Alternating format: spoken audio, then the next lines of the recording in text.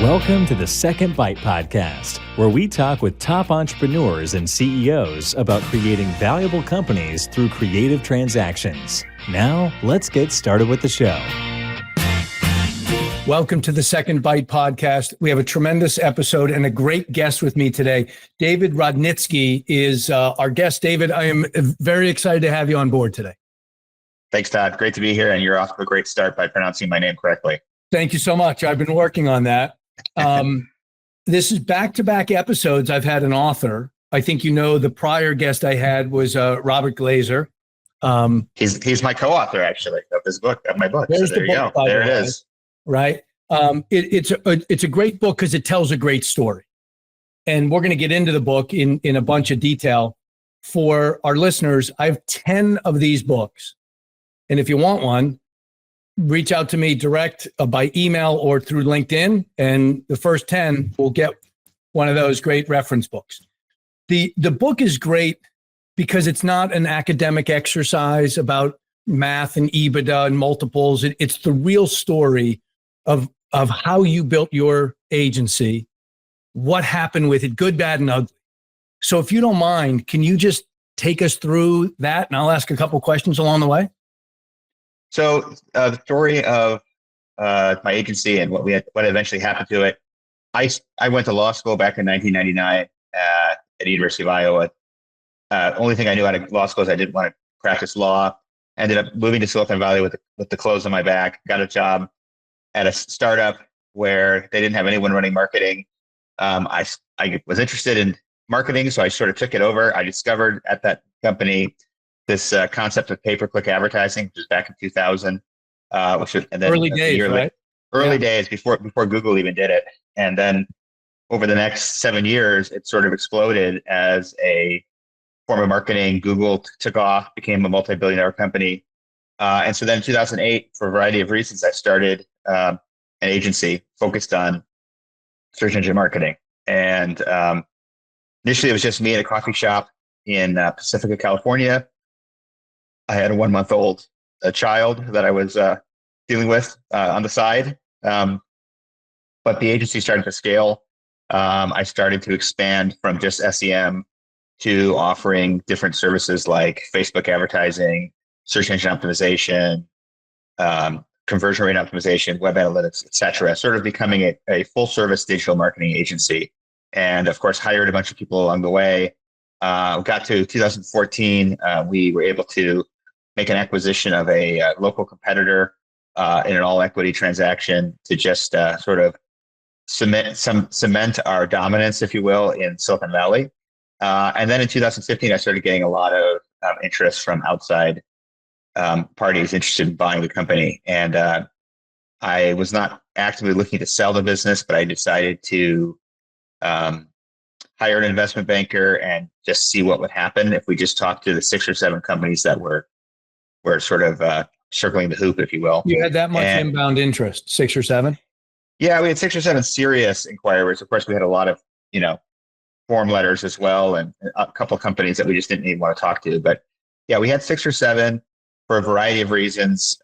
They were all in the market, and they thought search engine marketing was an area they wanted to invest in.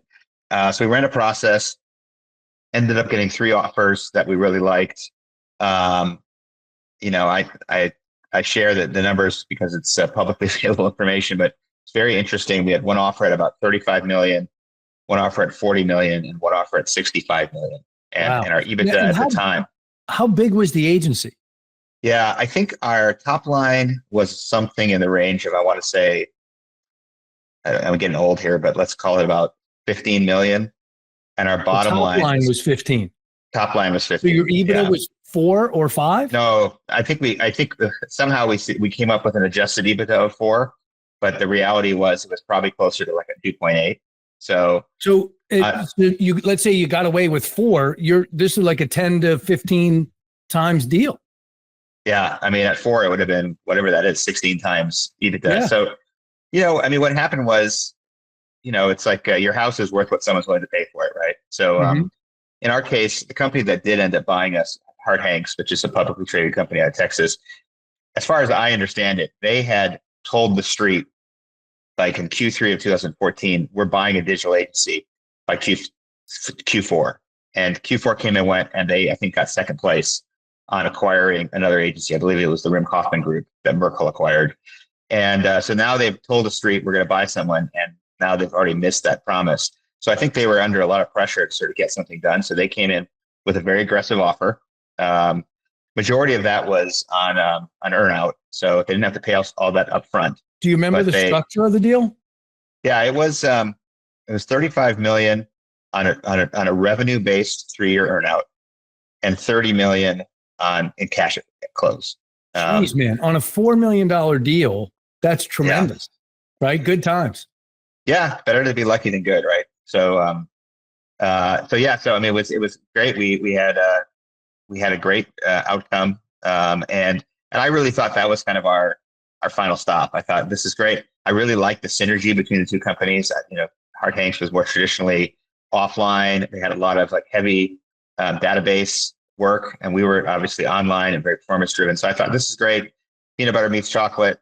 This is going to be awesome. And it was awesome until it got to the point of the earnout, where essentially Harte Hanks essentially told us, look, paying you the earnout is not in our best interests, and we need to find an alternative solution.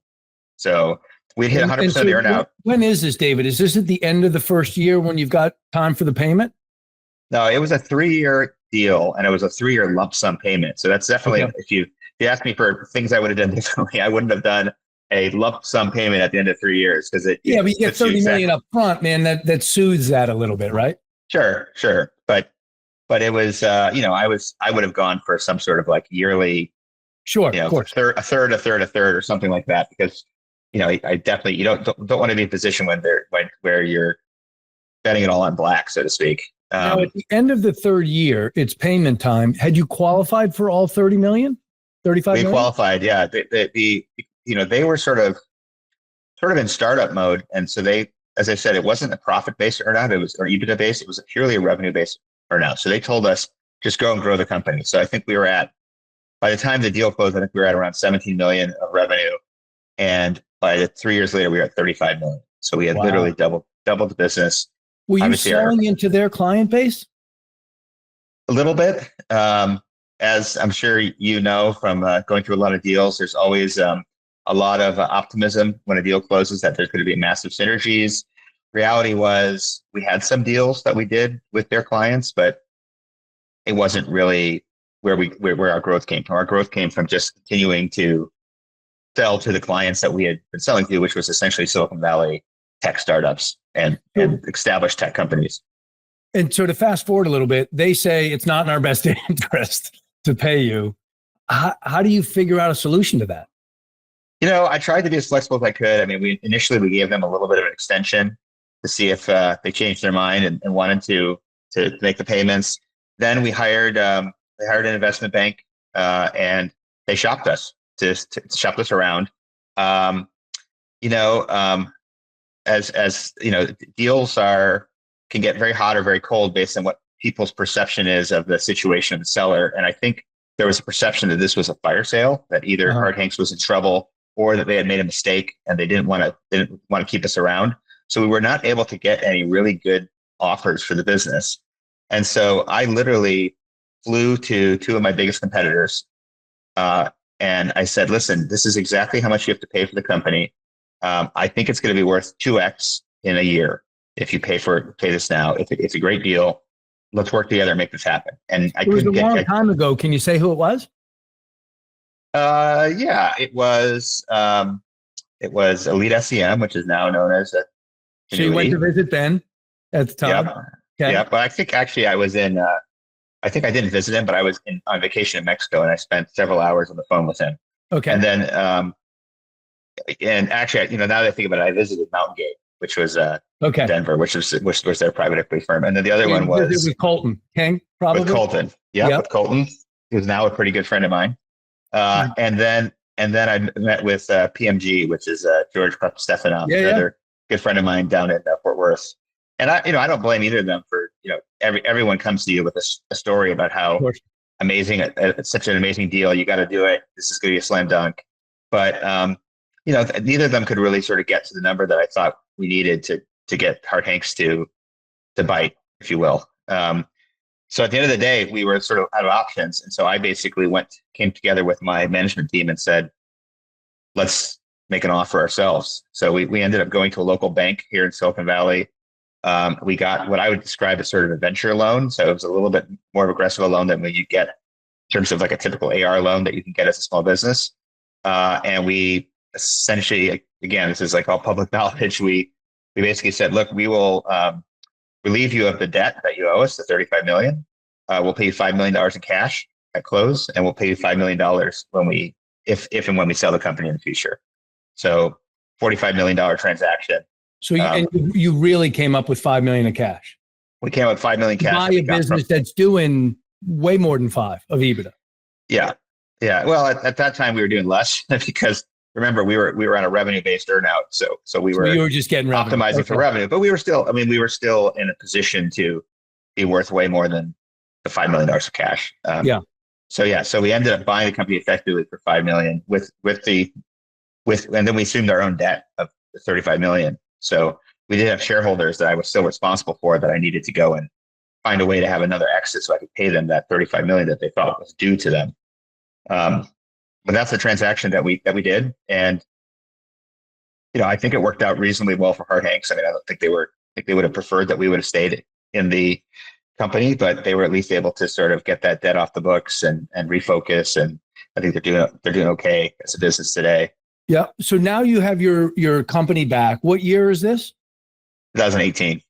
So you're in 2018.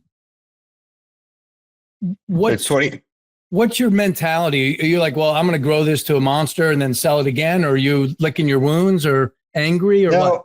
No. I mean, we made up T-shirts that said 3Q independent once again with like fireworks, and we had a party for the whole team.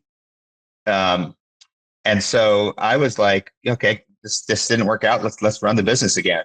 And I mean, the one big difference that I would say that we immediately changed was let's focus on EBITDA and not on revenue anymore. So it's time to treat this like a regular business. So we did pretty substantially increase the EBITDA over the course of a year. I think we increased it by about 150%, just by being smarter about the kind of clients we took and expenses and investments and whatnot. But we were pretty much content to just be independent, keep rolling. But the same thing happened in 2015. We started getting all this outside interest. So I literally ran the same playbook. I said, all right, well, we've got like 6 or 7 companies that have expressed interest. Let's talk to them and see if any of them sort of seem like good fits for us. And at the end of the day, we got what we thought was a really compelling offer from 2 family offices. Yep. In Chicago, Erie Street and TSP Capital. So can you compare that offer to the one you had before? And was there something you said, I'm never doing that again, like the 3-year lump or any of those things? Yeah, I mean, I would say, that the expression that I sort of coined for myself on the second transaction was the more you roll, the more you control. And so what I basically, the deal sort of came down to like, for me, it was very scary to be a minority owner. I guess, I was the first time I sold, it was like, all right, I'm giving up 100% control of the company. But the terms that we signed in that first agreement were we control our hiring, our firing, our accounting, books are separate until you pay us the earnout. So even though I had given up control, I still had this sort of like sense that I was still running the show because I was. The second time we sold, and I was clearly going to be a minority investor. And so the thing that sort of kept me up at night was always this like paranoia that like someone's going to buy the company and then they're going to do that thing from the Social Network where Mark Zuckerberg does a 3,000-to-1 stock split for Eduardo Saverin's stock. So that was sort of what I was sort of paranoid about, probably overly so. But a lot of the negotiation on that deal came down to like, all right, well, how much are we rolling and how much power am I giving up? And that's where I came up with this concept. The more we roll, the more we control. What percentage did you roll in that deal? It's not public. So it's, I would say, I usually tell people that like on an average, generally speaking, people roll 25 to 40% when you deal with private equity. So pretty much in that range. Yeah. Got it. Okay. And so what was different about being a private equity backed company versus being part of a public company? I mean, I think private equity, I don't know if it was Warren Buffett or someone that said, show me the incentive, I'll show you the behavior, right? Yeah. Look, I mean, private equity, even if it's a family office private equity, they have limited partners, and limited partners have an expectation of return. And there's usually both an expectation in terms of the percentage that they return and the time it takes to get that return. So broadly speaking, most private equity companies hold an agency for between 3 and 6 years, and they're expecting a return of, let's say, 15 to 20% or better. Yeah. Annually compounding. Yeah. So I think that, in a way it was shocking, but also probably good for the business to have professional finance people come in and say, all right, it's great that you guys have been, sort of hiring ahead of need for the last 10 years, but let's be a little smarter about how we hire ahead of need. Let's hire a CFO to look at your books, and let's use leverage to sort of be smart about how we make investments. And, I never went to a business school. I've never taken an econ or finance class in my life. So, I think some people could look at private equity and say, oh, they're coming in and they're just going to sort of sharpen their pencils and they don't care about the business. But I actually think in our case, it was like really valuable to see what happens when you have someone really professionally sort of apply that sort of rigor. Mm-hmm. And then when the results showed, I mean, the EBITDA went up substantially, and we were just a much tighter run ship when we were run by with private equity support. And how long were you part of that private equity group before another transaction? So we closed that deal in 2019, and I believe the deal that we closed with Dept was 2022. So I believe it was about 3 years that we were with private equity. And what can you tell me about that third transaction, and how was that different, watching up close how a private equity manages that process? Yeah, I mean, the transaction was not that dissimilar, I would say. I think the difference is that, I mean, number one, it was an international acquirer, so they're based in Holland.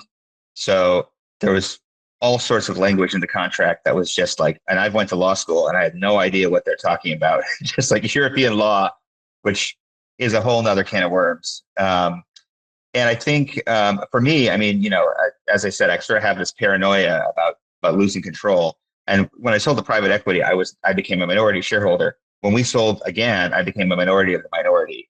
So, it was. Pause there. When you sold that, you again rolled forward money into the deal. Was that required, or you wanted to? I mean, it was a decision of the lead investor, and I suppose there was a point where I maybe could have argued it and said, like, we want to be treated differently. But I decided that, number one, I thought let's work as a team here. Number two, I was like, well, the lead investor is pretty smart cookie, so she's probably smarter than me. So let's follow her lead on this. Yeah. So take me through what's happened since 22. So since 22, for me personally, as soon as the transaction closed, I sort of immediately moved out from being a member of the board of directors to just being sort of an advisor to the company. So, I was pretty ready to move on, at least from day-to-day management, day-to-day running an agency. I mean, I've been doing it from 2008 to 2022. So that was enough. That was sort of longer than my longest job ever by a factor of 5, probably. And so, 3Q merged into Dept, and Dept eventually decided to just get rid of the brand 3Q and just call it Dept overall. Yep. So now we're part of I don't know how big, 3,500, 4,000 person agency. Sort of truly trying to be a differentiated offering to what you might get from the typical holdco businesses, but also big enough to compete against those big players. Yeah. And, one of the great things that I like about doing this podcast is that we get to have these conversations and we get to learn from the experience. I usually drill in a lot more along the way, but we have this to rely on. And so this is going to be part 2 of this David Rodnitzky interview. So I'm going to break us here. I'm going to thank you for sharing as much and with all the detail as you have. And we are going to dig into the book in part 2. So David, thank you for being a guest here on part 1. I forgot to mention our sponsor when we kicked off the show. So thanks to the folks at Fiscal Advocate. Fiscal Advocate helps agencies arrange their financials in a visible way that they can actually make good business decisions from their financials. So thanks to them for being our sponsor. And David, thanks for participating in episode 1. Thanks for listening to the Second Bite podcast. We'll see you again next time, and be sure to click subscribe to get future episodes.